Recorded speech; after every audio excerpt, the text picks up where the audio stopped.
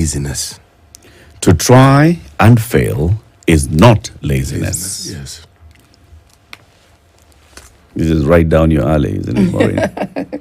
Very true. Yeah? What do you make of that proverb? It's an important one when you're talking about recruitment and things like that, or our staff. What you do is you're able to apply for things, apply for jobs. The minute that you do not get a job, that does not mean it's the end of the road. You need to prepare so that next time you're able now to achieve what you wanted. Yeah. But when you say apply, usually when people apply for a job, well, some it's word of mouth, but in many cases it's been advertised. And the people who advertise write very many things. You are told what the job is, you're told the job requirement, you're informed about the qualifications that are needed. Now, when one applies, how strict in attending to the details must one be? And what is it in applying, if you've already been given the desired conditions, would make you fail even before you get anywhere? Would the sort of thing that would remove you from even being considered for an interview? Okay. One of the things that a lot of us don't look at is when you're applying, you need to look at what the organization is looking for. So apart from the qualifications, what do they expect you to deliver? And then you cover it on your cover letter, the application letter. Most of the time, a lot of organizations nowadays are using IT systems to be able to shortlist. So because the system is smart, what it ends up doing, it will pick It's looking for keywords from what the advert was asking for. Right. So sometimes you might be qualified for that, but because you did not address the areas that were of interest to the organization, then you're bumped off. But the counter could also happen, that because you know very well that the system is going to pick up on buzzwords, you will deliberately put those words in an application, whether or not you have the qualifications or not. And based on what you're saying, the system will pick you up because you use the words. But you see, most of the time, organizations will use the system as a first sift. Okay. And then after, they are able now to apply either a system-generated second sift or based on now the HR manager or the team that is shortlisting, so that they can be able now to go through the CVs in detail to be able to see what this person is bringing on board. So you're saying game the system. You know, there's the first layer is going to be AI. AI will be looking for some keywords. Keywords will be in what they've said in their own advertisement. If they've said they're looking for this and the other, somebody with this kind of expertise, with this kind of background, with this kind of experience, make sure that that pops out in your either cover letter or your CV. It's very important for it to pop out, but apply for jobs that you qualify for. So as much as this is Kenya, but we qualify you've seen for an everything. advert where somebody says, look at the IT guy Yes. who applied for IT and said he had all these things. And then when he was given the computer, he started sweating. I'm sure you've seen a meme about that. Yep. So sometimes just apply for what you qualify for so that you don't waste your time and that of the recruiter. Yeah. What's a HR advisor? Or who's a HR advisor? A HR advisor is somebody who advises the organization on their manpower. So you advise the organization. You're a link between, because if you're working for an organization, you're supposed to be able to support the staff and the management. So you bring the two together so that you can optimize the output of the organization in alignment with their vision and mission. Are we assuming that what you've just said is understood by all HR practitioners, that this is what they're supposed to do, so that even as they train and go through the various trainings and get the various certifications that one gets in that field, that they all understand that this is what their key mandate is whenever they're in an organization? Qualifications of HR practitioners need to be able to align you to be able to deliver a proper HR department, so that you're able to advise the organization and you're able to advise the staff. Most of the time, we end up realizing HR managers lean towards the organization management and forget that the staff is the only major resource the organization has to be able to deliver on their objectives. So we need to merge the two. And sometimes you go to organizations where a HR person has this strong face and looks so bitter, And you know, the minute you're called by the HR manager, you're going home. It's home. Yeah, so we need to demystify this position so that we put some humanity in it. Let HR managers stop being like the principals in school. The minute you see a principal in school, you run away. What brings that about, though, and I think because that is actually the thing, that indeed, that if you did get a letter or if you did get a call from HR, it's akin to being called to the principal's office when you were in school. And so whose mandate then is an HR practitioner supposed to be then fulfilling, yes, for the company, but then also for the human resource that fills up the company? How do you then create a balance between the two? We need to have professionals who understand that they are not supposed to lean towards one group within the organization, either it's management or staff. We need to be able to blend, and we need to humanize this position in a way that you can understand your staff, yeah, and you're able now to see. By me saying understanding your staff, you're able to know what their capabilities are, yeah, and when you interact with staff, you're able to pick a lot of things that you can actually be able to do or change so that you optimize the output of that particular staff. Yeah. So then comes the question, what then must the qualifications of an HR practitioner be? They need to have a HR background training, yeah. And nowadays there's the need... Okay, just pause there. Meaning what? What does that training entail? Yes. Okay. There's a degree in human resource, which has a lot of things, including sociology, to be able to allow this person to understand how to be able to blend with different people within the organization. But apart from that, there's also things to do with accounting, managerial accounting. There's you're blended in a way that you're able now to work in whichever organization, yeah. So that and then over and above that, there's a diploma that is being provided right now, so that you can be a member of IHRM, which is provided by CHRM. It's a government diploma, and then you can be a member of that body. Most of the organizations don't actually end up asking whether you are a member of that body, and it's very important because people get CP points, and there are different discussions that are always provided every year. So like workshops, there are discussions within teams, and then you're able now to understand what other practitioners within your area are doing differently. And you speaking to other HR practitioners or experts, you're able now to understand how to deal with some of the things that we have. Let me explain why I asked that question. There is a ministry, or is it a department? Public service, is it a department or is It's it a commission? It's a commission. Now, see, they deal with employing people. Yeah. Okay? So, are we then to suppose that people who work in that particular commission are people who understand what you've just described? And yes, and if they do, because they're employing at the very highest possible level, it doesn't matter who it is, whether it is a CS, whoever, it's employment. Yeah. These people are employed. Now, how certain are we that the training that you've spoken of, I'm sure the other things, you were probably summarizing it, how do you ascertain that this training then marries with the needs that certain positions come with and the responsibilities that they come with? Okay, going to the Public Service Commission has a blend of a lot of professionals, and a lot of organizations don't use that body properly. Because if you write to the Public Service Commission, for example, and say you're interviewing for maybe a CEO or a GM finance, they would not give you somebody who's an auditor, or they'll blend the team so that you're able now to get people from that professional background to be able also to support in recruitment of that position. So that's why most of the time when you go to these big organizations or ministries and you're recruiting for big positions, there's always a panel.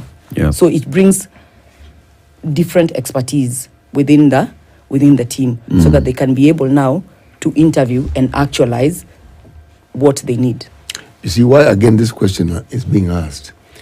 When you employ people at that level and then we charge them with duties and functions that are supposed to change the lives of an entire community that we call a country.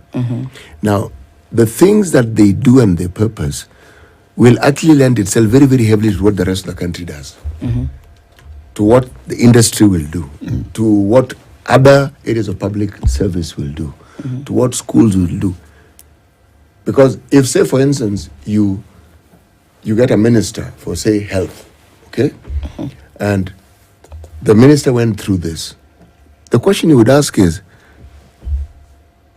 does this person, or if it's interior, does this person fit the bill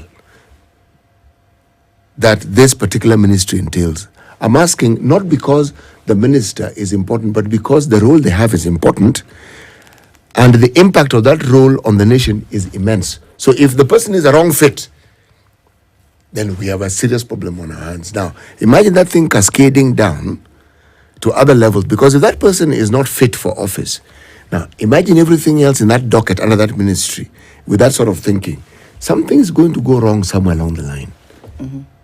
So, let me ask the question. Those of you who are professionals and those who in this profession belong to other professional bodies within HR, what role do you play in ensuring that the people who are considered to be HR practitioners actually fit the bill, apart from just having the qualifications, given the onerous task and responsibility that comes with that particular job? You see, when you go for tertiary education, Yes. and you become you train for HR, yeah. One of the things that this body is doing now that wasn't being done before is you have to go through the diploma course, yeah. Why? Which is so that they ensure that you've covered the key topics that can help you now be able to run a department. Okay. Yeah. When you talk about senior, It's a professional diploma. Yes, it's a professional diploma. Okay. And then you have to be a member. And you can be actually held accountable for decisions that you make. Okay. Yeah.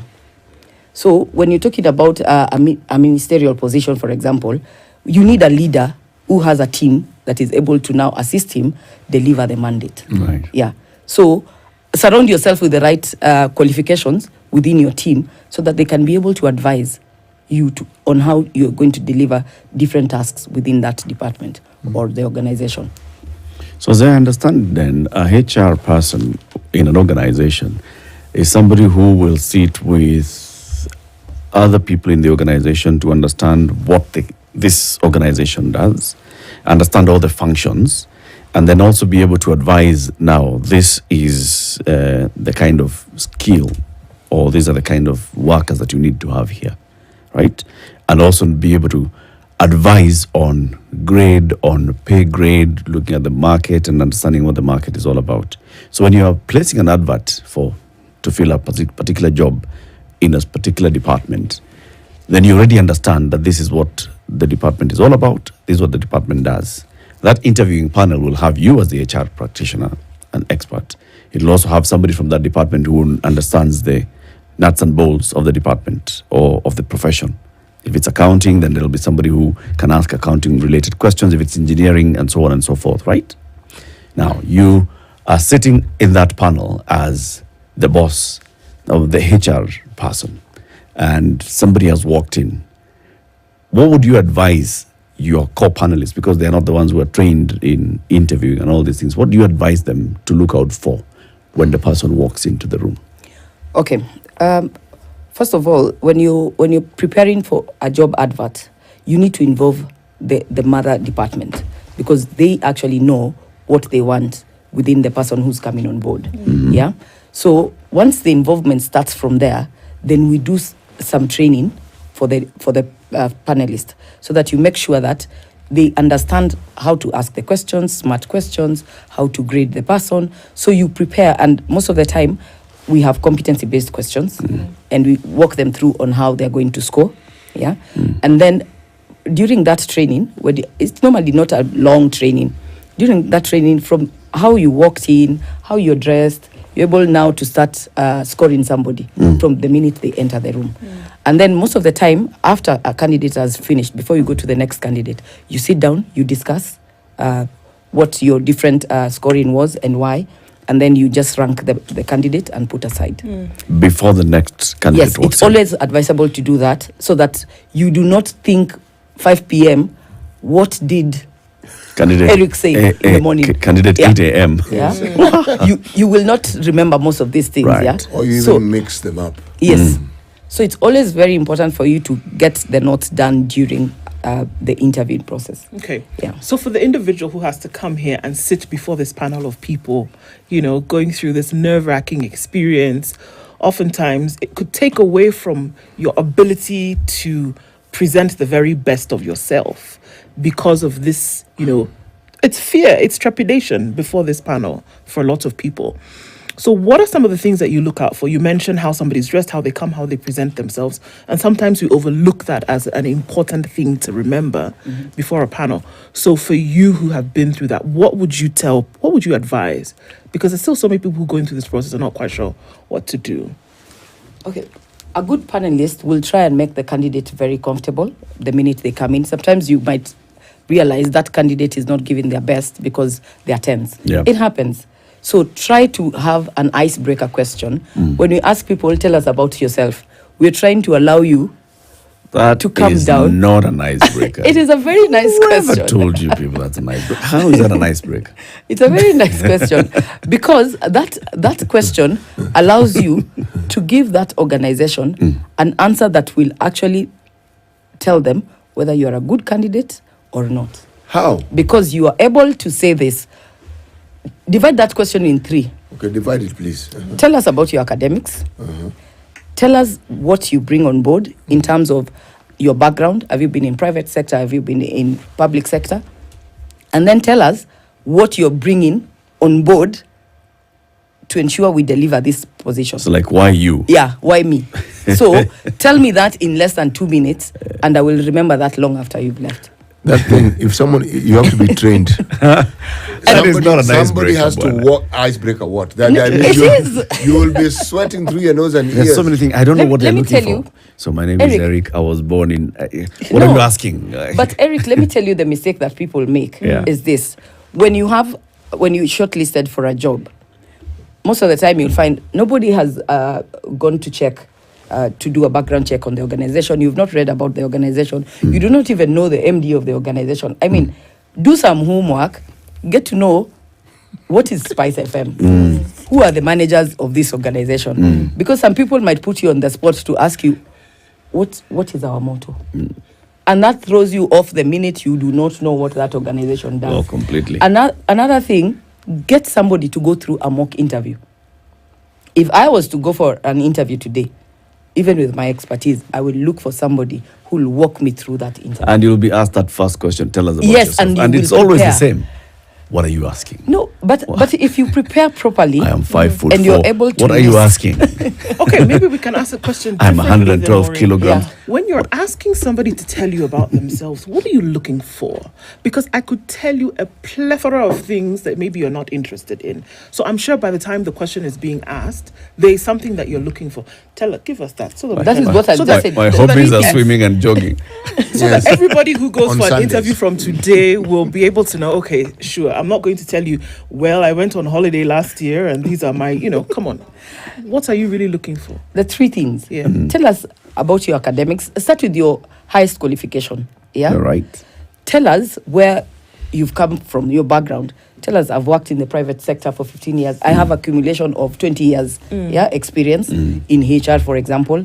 And then tell us, are you from the private sector? Are you from the public sector? Those kind of things. And then tell us also what you're bringing on board. Yeah. By you saying all those 3 things, you've actually finished the interview. It's like you're doing a LinkedIn profile. But you know this, somebody has to walk you through this. Because I'm just it. thinking, somebody has to train you literally, because you're asking somebody, so what are your likes and dislikes? Well, I actually like like rice. I like eating boiled maize. Now, surely. It's a like, it's genuine. But is it aligned to the position?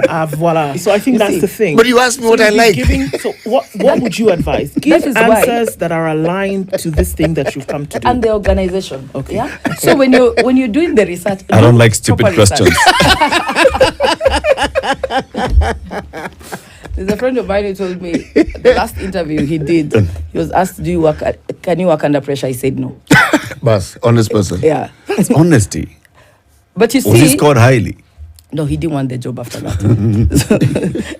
But when you look at the organization, do your research. Got it. Yeah. So that when you're answering these questions, you're answering them based on what the organization subscribes to. Okay. Yeah. Sometimes you might go and tell us the way you love football, and nobody actually cares about football at that particular time because all you're doing, we're talking about something different. Yeah. But you know why this preparation also is important. You go for an interview. Let me talk about myself. In the early days, when computers were still new, and no one told you that part of the exam involves you writing something on the computer. What are you laughing at? So you're sitting in front of this computer, and you're wondering, what do you do with this thing? This computer stands in the way of you passing, getting a job or not. So, Because that's going to be the tool. yes, but they're not employing me to work on the computer. They're employing me to do something else. But you will need that computer to work, so we need to know. And I'm telling them, no, I don't think I'll need the computer. I can write these things by hand. I can work without computer. And that is where the problem is. Let's take a break. We shall continue shortly. 26 minutes to 8. We are hosting Maureen Mutia. She is a HR advisor, operations and administration expert. We are talking about those very, very tense moments when you are in an interview, before an interviewing panel. What is it that they are looking for, and how do you score highly? Also trying to understand what HR practitioners actually do in an organization, how they help an organization to identify, retain the best talent, and also to grow those who are not best to actually become best talents. 26 minutes to 8. We'll be back shortly. Good morning.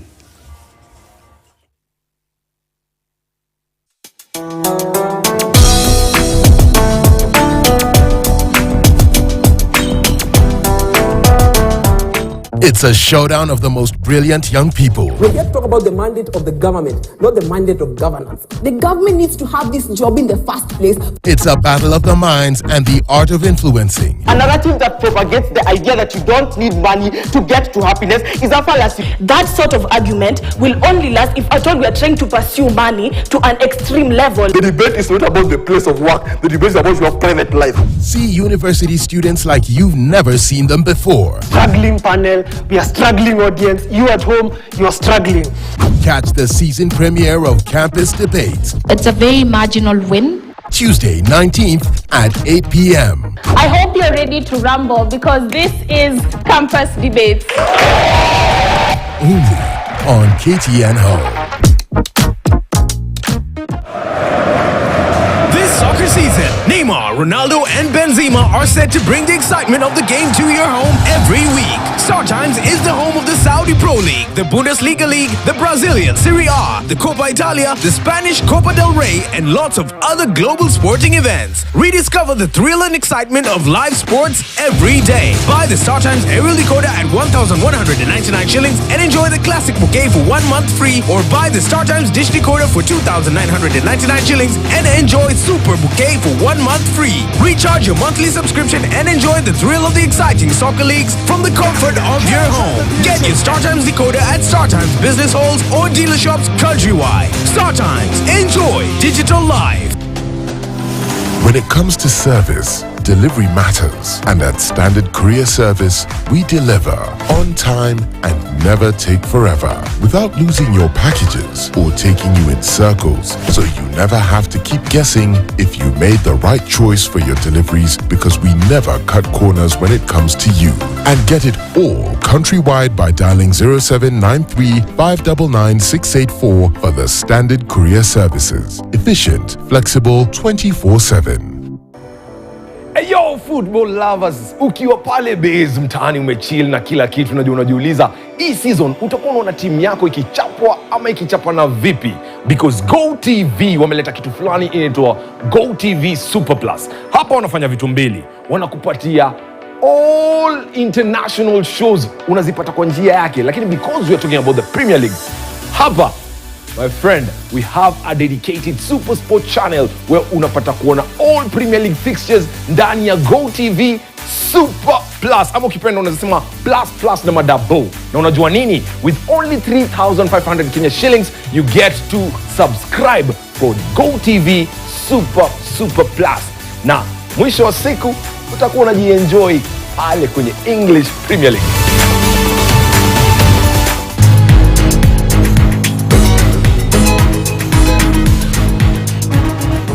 People don't really mourn because someone is dead. They mourn because you're separated from something you loved or something you used to feel about these people. I would say out of tragedy. That's where I drew my inspiration. I lost my mom and she looked good the last day that I saw her. And I became a mortician, yes. The service we do is not about for the one who is dead. It's about the one who has been left behind. What does a hard day look like to you? A hard day is when I find a child in the morgue. Any other thing bring my way.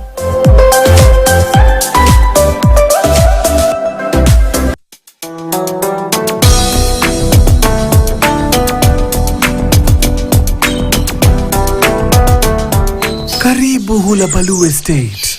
Mtaa mmoja umetulia vizuri. Urafiki ndo kusema hii mtaa.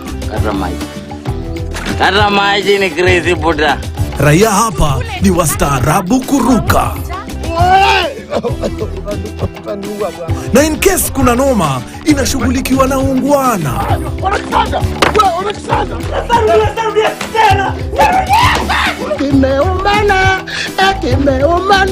So anytime stress ikiingia, utafanya nini?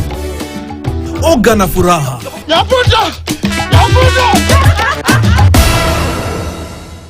There's a serial killer loose. There's nothing tangible I can take to the DA to hold Carrie. Dr. Mitch is not who you think he is. Or to fully exonerate you. So I'm a suspect. Dr. Mitch! Dr. Mitch! Dr. Mitch, Mitch! so you're the one that found the body? I did. Okay. He's on so much medication. You don't think that I killed the guy? Susan, you gotta believe me, I had nothing to do with it. I told you. What the hell are you doing, Susan? I can go to jail if anybody knows I shared this with you. What are you doing? Get out of my stuff. What are you trying to get out of me? I trusted you. Differ at the interview. If I'm coming to do a job whereby on a Monday to Friday throughout the day I will never be in a suit. I will never be in a suit and a tie. I'll never be in a skirt suit. I'll never be in a whatever. But would you expect me to be all formal during the interview if I'm coming to interview for a job whereby I can be in slacks and jeans Monday to Friday? That is why I said before you go for that interview, do research. Do your research. Yeah. Find out what that organization dress code is like. And then you just dress smartly. You don't need to wear a suit and a tie to go for an IT position. Most of the time, you'll find those people in jeans and T-shirts. But don't wear a T-shirt that's written Doom Kills or something like that. I mean, you can just wear a proper T-shirt that is clean. Got it. So that you're presentable. Chai bests. Exactly. Dairy bests. You know, if that interview panel has people who look like me, you'd better wear a suit. That's why the research is it important. doesn't matter. Yeah. Yes. It doesn't matter So what it you're doesn't going to matter do if you get the job tomorrow. You're coming to do it's a radio presenter job. It doesn't matter because some of these values that we are speaking about are generational. Right. Okay? If you come for a serious interview, let's say want to interview as a director or something, and you come in training shoes, you're already in trouble. Well, no, that's different. I mean, but come on, if you're doing a job, like for example, that's what I'm asking, whether it's important, because a lot of You're a folks, radio presenter. you're a radio presenter, or you're a producer, or you're, like you said, an IT person, or you're a social media person. Look at that world, whereby now. Note what I've said. It is the person who's in the panel. Yes, Okay. note. Okay. So should the HR person then advise that, you know what, this job that we have advertised, we are looking for a younger Gen Z kind of person. So therefore, CT, don't judge them on how they dress. Or CT, sit out on this one. Yes. We know your leanings and your biases. They're not useful for this particular interview. Okay, and then what about other things? So what would you advise for people who are coming? And then what about things like dreadlocks or multiple piercing or tattoos? Dreadlocks as in Rasta. Like Maureen's. Yes. So Rasta. does it? Yeah. So or multiple piercings or tattoos that are visible. Yeah. Does that now skew you in a certain way to think of me as a certain way. Even if I'm coming for a very serious position. No, just, you can hold your hair behind. Yeah. If you have tattoos, why can't you just wear a long sleeved shirt? Yeah. Why? And when you're doing your research, one of the questions you need to ask, and you can actually send an email or make a call to the organization beforehand and ask what they expect. That is never a sin. Okay. Yeah. The assumption that we make right now is if I call them, I'm disadvantaging myself. No. Yeah. Ask them, You're should canvassing. should I carry my original certificates? Sometimes they'll be verified. Yeah. It's important to carry them. Yes. Yes. Some people might tell you, no, you'll need it in the next level. Yeah.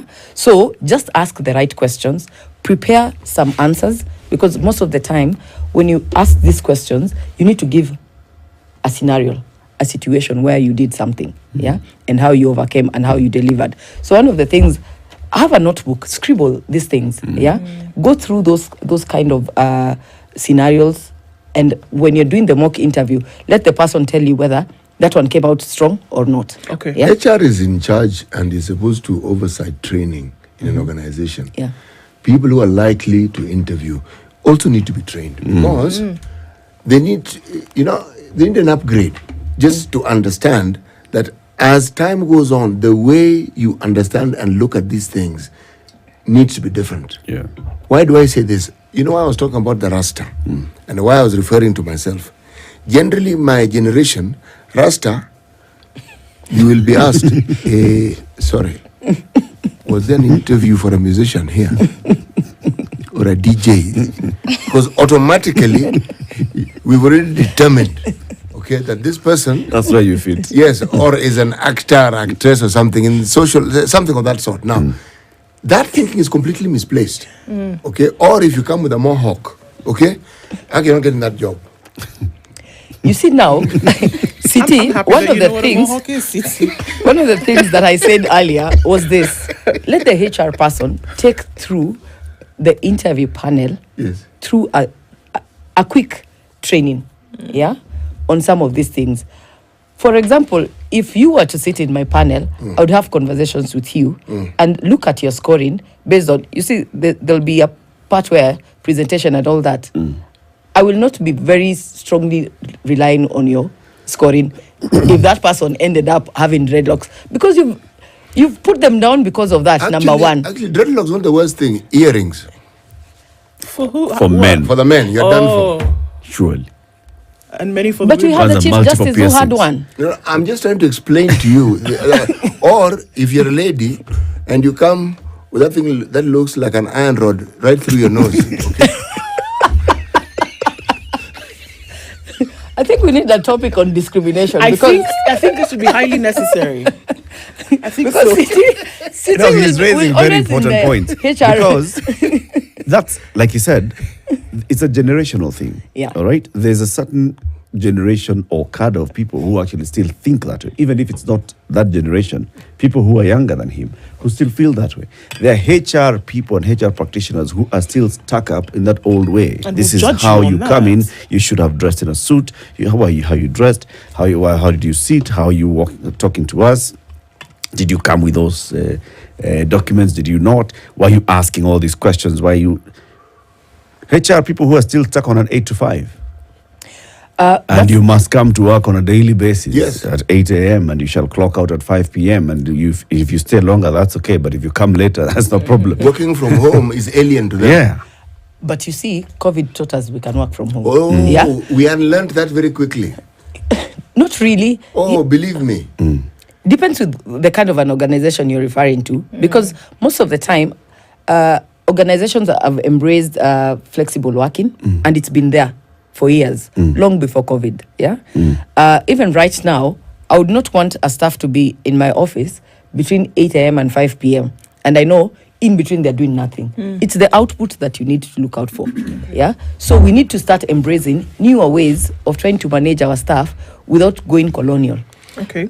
Maureen, one of the questions that comes up during an interview that most people are stuck on how to answer is a salary question.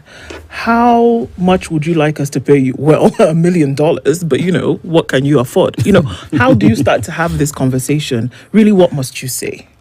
Okay. When you do the research, you'll be able to know the salary bracket. Some organizations will indicate that in their advert, some will not. Yeah. So if they've not done that, try and negotiate a 20% increment on what you're currently earning. If you're on zero? If you're on zero, then do the research and find out what is the entry point.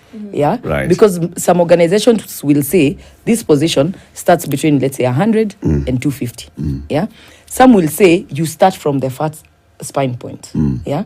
Others will say, because of your experience and everything, we can try and negotiate somewhere in between. But most of the time, you will not find yourself going to the maximum spine. So be smart about that. And when you do your research, you will be able to know what these organizations pay. Can I jump in with something? Sorry, go on. All of these inspirational speakers, people say, go and tell them what you are, motivational speakers. Yeah. Go and tell them what you are worth. Demand what you are worth. What you know, your value. And be yourself that while you can bring to the table. How does you put up again vis-a-vis what you know to be the case as an HR practitioner that, look, this is what the organization says they can or cannot do. But here I am telling you that all the years of school that I've gone through, the many more degrees than our thermometer that I have, the experience that I have been able to garner over the last 20 years means that, sure, you can look for the extra money if you want me to be on your team. That's what the motivational speakers will tell you. But from a practical point of view, what are you saying? You can negotiate and be able to look at the package, the whole package. You see, most of the time, we're looking at just the salary. We're not looking at all the entire package. The entire package might have medical, might have leave days, study leave, sometimes they live and pay for your studies. So what are we getting here? Let's stop always thinking about the cash. New quality. Yes, it's a package. It is a package. Because let me ask you a question. You're turning money into a philosophical discussion. No, you need to look at the entire package. Maureen, you've actually confused my words. I almost called you Margaret. You know this?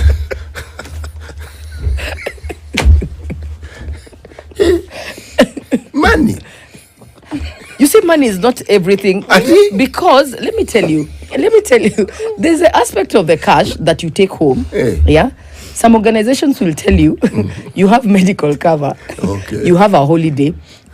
Yes. There's such organizations. They are. Depending on where you work, yes. They pay for you to go on holiday. So you look at all these things, instead of paying your own medical, the organization is paying for that. So try and deduct something from your expectations. Yeah. Try and strike a balance in between.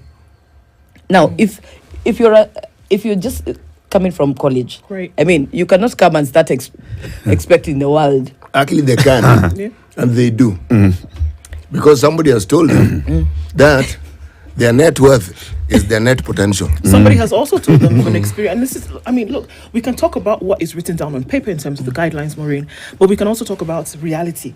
The truth of the matter is that some people have come out of campus and they tell you, you know what, even before I graduated, right, I had an offer and they were actually offering me the world. Now, you can imagine somebody takes from that experience and wants to apply it in a situation whereby they know this organization can do it. So there is the reality, there is the guideline standard, and then there is the reality of expectation, which we cannot run away from. So how do you temper all of these things and create a balance whereby you're not leaving a sour taste in the mouth of those who are interviewing you as an individual, but at the same time, you're not getting shortchanged? Yeah. Okay, you can have a good conversation with them if they're being genuine, and they'll be able to tell you this position, this is the amount of money that we are capable of paying. If you find sometimes some organizations will use maybe agents, so consultants who come from outside, most of the time you are actually able to ask that person, how much is this position attracting? let's always not forget to ask that question or fear asking that question. Yeah, and when you're doing your research, I am sure you'll get somebody who will tell you that organization, their package is this much. And from the onset, you'll answer the question of, do I want to work for these people or not? Should it be best practice for organizations to actually indicate what the pay scale is? I think it should because be, you already know we are prepared to offer this much for this position maximum, and we think this position based on current staff and how much we're paying others, we think this position will start from this level to this level. Why not just put it out there in the advert, so that you are also attracting the people who will feel comfortable coming to negotiate within that band? Yeah, it shouldn't be a crime to do that. And I think if we all embrace putting that figure you should there, make it a crime. Yeah. if you not put it there. If you don't put it there, then yeah, because you lose HR points. And then you also end up losing some very good candidates because you did not actually tell them what the position attracts. There's a listener who's just asked a question. What if it's an online interview?